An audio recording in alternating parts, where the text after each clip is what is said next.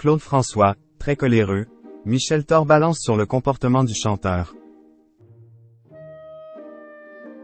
Lundi 20 février, sur Sud Radio, Michel Thor est revenu sur sa longue carrière de chanteuse. Elle s'est notamment confiée sur le comportement de Claude François, avec lequel elle est déjà partie en tournée. Si Claude François était un immense chanteur adulé, son attitude n'était pas des plus exemplaires. L'interprète de Comme d'habitude laisse peu de bons souvenirs aux artistes qui l'ont côtoyé. Ainsi, après avoir pris Alain Chamfort sous son aile, il se serait mis à saboter ses concerts par jalousie. Il ne supportait pas que les gens aient du succès avant lui. Comme il a fait de moi une petite vedette, ça marchait, ça le rendait fou de rage, avait expliqué l'intéressé en début de mois dans On refait la télé sur RTL. Stone, du duo Stone et Chardin, a quant à elle récemment reproché à l'artiste disparu d'avoir été odieux avec les Claudettes, avec les filles, mais aussi d'être imbu de lui-même, toujours sur sa personne. Quant à Michel Thor, qui a fait les premières parties de Claude François, elle s'est souvenue, en janvier dans C'est à vous, que cette période n'était pas de tout repos.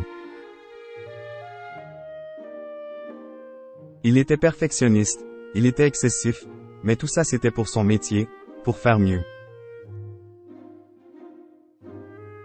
Il dépassait les bornes des fois, avec les choristes, avec les musiciens, avait-elle déclaré. Claude François, pas toujours tendre envers ses musiciens. Ce 20 février, invité dans les clés d'une vie sur Sud Radio, Michel Thor a de nouveau évoqué sa collaboration avec Claude François. J'ai eu la chance de travailler et de partir en tournée avec lui. J'ai pu le regarder travailler tous les soirs, répéter puis monter sur scène. Je dis que Jay fait l'école Claude François.